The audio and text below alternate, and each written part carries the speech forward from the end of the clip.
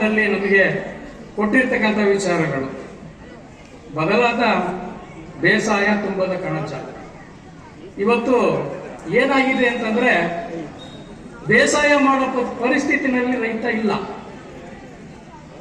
ಈಗ ಎಲ್ಲ ಬರೀ ವ್ಯವಹಾರದ ರೀತಿಯಲ್ಲಿ ಕೆಲಸಗಳು ಕಾರ್ಯಗಳು ಆಗ್ತಾ ಇದ್ದಾವೆ. ಯಾರೋ ಒಬ್ಬ ವ್ಯಾಪಾರಿ ದುಡ್ಡಿರ್ತಕ್ಕಂಥವನು ಬರ್ತಾನೆ, ಒಂದು ಜಮೀನನ್ನ ಬಡವನಿಂದ ಕೊಂಡ್ಕೊಳ್ತಾನೆ, ಅದನ್ನ ವಾಣಿಜ್ಯ ಬೆಳೆಗಳನ್ನ ಅದರಲ್ಲಿ ಹಾಕೋ ಮುಖಾಂತರ ಅವನು ಲಾಭವನ್ನು ಗಳಿಸಕ್ಕೆ ನೋಡ್ತಾ ಇದ್ದಾನೆ.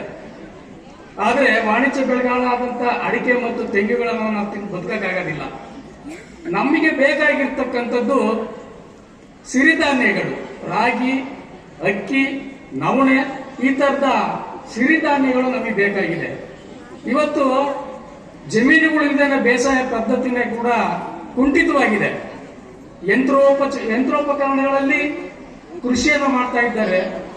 ಹಿಂದೆ ಜಾನುವಾರುಗಳಲ್ಲಿ ಕೃಷಿಯನ್ನು ಮಾಡ್ತಿದ್ರು, ಮತ್ತೆ ಸಗಣಿ ಗೊಬ್ಬರಗಳನ್ನ ಹಾಕಿ ಬೆಳೆಯನ್ನ ಬೆಳೀತಾ ಇದ್ರು. ಬಹಳ ಚೆನ್ನಾಗಿ ಆರೋಗ್ಯಕರವಾದಂತ ಧಾನ್ಯಗಳು ನಮಗೆ ಸಿಗ್ತಾ ಇದ್ವು. ಇವತ್ತು ಈ ಸಮಾಜದಲ್ಲಿ, ನಾಗರಿಕ ಸಮಾಜದಲ್ಲಿ ಏನಾಗಿದೆ ಅಂತಂದ್ರೆ ಈಗ ಯಾವುದೇ ರಸಗೊಬ್ಬರ ಇಲ್ಲದೇನೆ ಬೆಳೆ ಬೆಳೆಯಂಗೆ ಇಲ್ಲ. ಅದರಲ್ಲಿ ಇರ್ತಕ್ಕಂಥ ವಿಷ ಆಹಾರವನ್ನು ನಾವು ಸೇವನೆ ಮಾಡ್ತಾ ಇದ್ದೀವಿ. ಈಗ ರಾಗಿ ಬೆಳಿಬೇಕು ಅಂತಂದ್ರೆ ಜಮೀನುಗಳಲ್ಲಿ ಮಳೆಯಾಧಾರಿತ ಬೇಸಾಯವನ್ನೇ ನಾವು ಮಾಡಬೇಕಾಗಿತ್ತು. ಆದ್ರೆ ಇವತ್ತು ಕೂಡ ನಾವು ಈ ವರ್ಷನೂ ನೋಡಿದ್ದೀವಿ, ನಮಗೆ ಬೆಳೆ ಕೈ ಸಿಕ್ಕಿಲ್ಲ, ಸರಿಯಾಗಿ ಮಳೆ ಬರಲಿಲ್ಲ.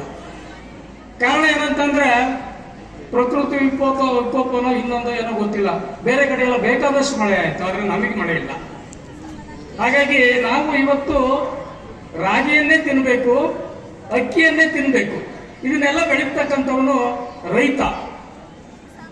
ಬೇಸಾಯ ಪದ್ಧತಿಯಿಂದ ನಾವೇನು ಧಾನ್ಯಗಳನ್ನ ಬೆಳೆ ತಿಂತ ಇದ್ವಿ, ನಮಗೆ ಆರೋಗ್ಯಕರವಾಗಿದ್ವು. ಆದ್ರೆ ಇವತ್ತೇನಾಗಿದೆ ಅಂತಂದ್ರೆ ಬದಲಾದ ಪರಿಸ್ಥಿತಿ. ಎಲ್ಲ ಬರೀ ಯಂತ್ರೋಪಕರಣಗಳಲ್ಲೇನೆ ವ್ಯವಸಾಯ ಮಾಡಬೇಕು, ಮತ್ತೆ ವಾಣಿಜ್ಯ ಬೆಳೆಗಳನ್ನ ಬೆಳೆದು ಅವರು ಉದ್ಧಾರ ಆಗ್ತಾ ಇದ್ದಾರೆ. ಬಿಟ್ರೆ ನಾವು ರೈತರುಗಳು ಇನ್ನೂ ಕೂಡ ಅದೇ ಪರಿಸ್ಥಿತಿ. ಇದು ಮತ್ತೆ ಅದೇ ಪರಿಸ್ಥಿತಿಗೆ ಬರಬೇಕು.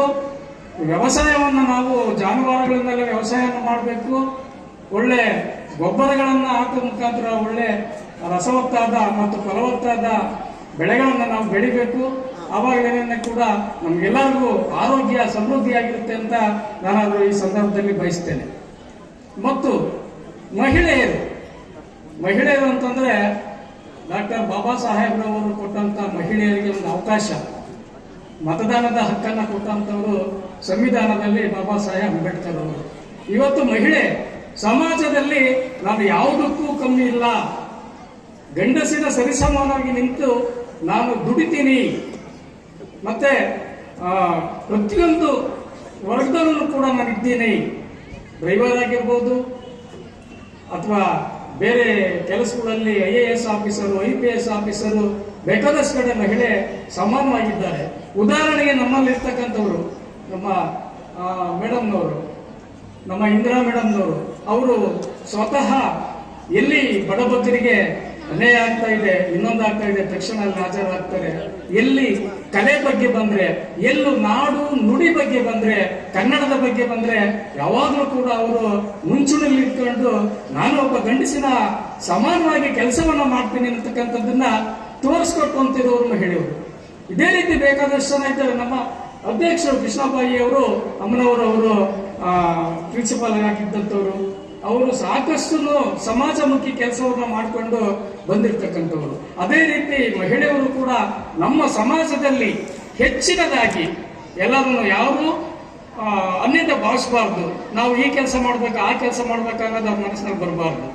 ಒಳ್ಳೊಳ್ಳೆ ವಿದ್ಯಾಭ್ಯಾಸವನ್ನು ಮಾಡಬೇಕು, ಒಳ್ಳೊಳ್ಳೆ ಅಧಿಕಾರಿಗಳಾಗಬೇಕು, ಸಮಾಜದಲ್ಲಿ ಸಮಾಜಮುಖಿಯಾದಂಥ ಕೆಲಸವನ್ನು ಅವ್ರು ಮಾಡಬೇಕು ಅನ್ನೋದೇ ನಮ್ಮ ಒಂದು ಆಶೆ.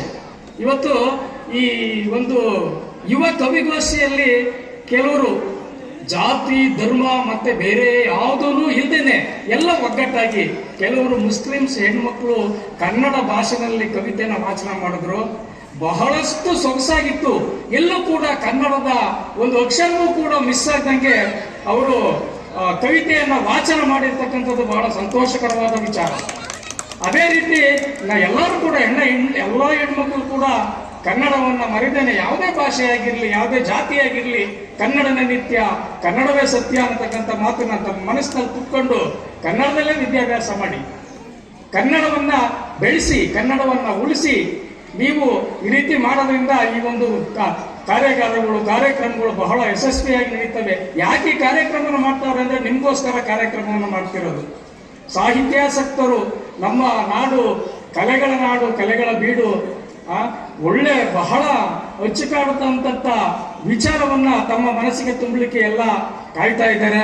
ಹಾಗಾಗಿ ಮತ್ತೆ ಇವತ್ತು ಯುವ ಪೀಳಿಗೆ ಏನಾಗಿದೆ ಅಂತಂದ್ರೆ ನಿಮ್ಮೆಲ್ಲರಿಗೂ ಗೊತ್ತಿದೆ. ಒಂದು ಮೊಬೈಲ್ನ ಹಿಡ್ಕೊಂಡು ಕೂತ್ಕೊಂಡ್ಬಿಟ್ರೆ ಅವರು ಯಾವ ಕಡೆನೂ ಗಮನ ಇರೋದಿಲ್ಲ. ವೆಹಿಕಲ್ ಅಲ್ಲಿ ಹೋಗ್ಬೇಕಾದ್ರೂ ಮೊಬೈಲ್ನ ಇಟ್ಕೋತಾರೆ, ಮಾತಾಡ್ಕೊಂಡು ಹೋಗ್ತಾ ಇರ್ತಾರೆ. ಹಿಂದ್ಗಡೆಯಿಂದ ಯಾರು ಬೇಕಾದ್ರೂ ಬಂದು ಗುದ್ದಬಹುದು, ಮುಂದ್ಗಡೆಯಿಂದ ಯಾರು ಬೇಕಾದ್ರೂ ಬಂದು ಗುದ್ದಬಹುದು.